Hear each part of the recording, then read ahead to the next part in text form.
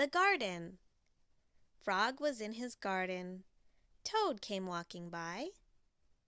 "What a fine garden you have, Frog," he said.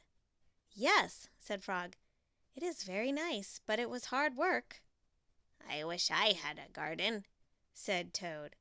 "Here are some flower seeds. Plant them in the ground," said Frog, "and soon you will have a garden." "How soon?" asked Toad. "Quite soon," said Frog. Toad ran home. He planted the flower seeds. "Now, seeds," said Toad, "start growing."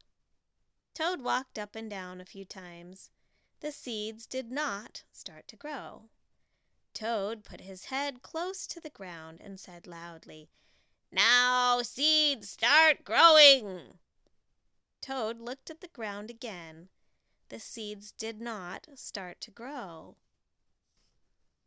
Toad put his head very close to the ground and shouted, "Now, seeds, start growing!" Frog came running up the path. "What is all this noise?" he asked.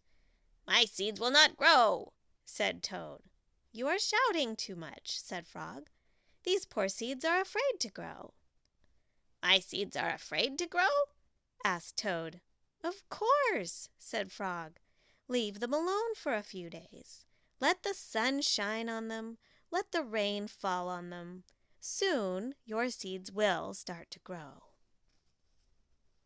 That night Toad looked out of his window. "Drat!" said Toad. "My seeds have not started to grow. They must be afraid of the dark." Toad went out to his garden with some candles. "I will read the seeds a story," said Toad. "Then they will not be afraid." Toad read a long story to his seeds.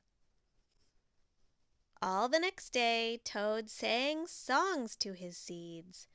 And all the next day Toad read poems to his seeds. And all the next day Toad played music for his seeds. Toad looked at the ground. The seeds still did not start to grow. "What shall I do?" cried Toad. "These must be the most frightened seeds in the whole world." Then Toad felt very tired, and he fell asleep. "Toad, Toad, wake up!" said Frog. "Look at your garden." Toad looked at his garden. Little green plants were coming up out of the ground. "At last!" shouted Toad. "My seeds have stopped being afraid to grow." "And now you will have a nice garden too," said Frog.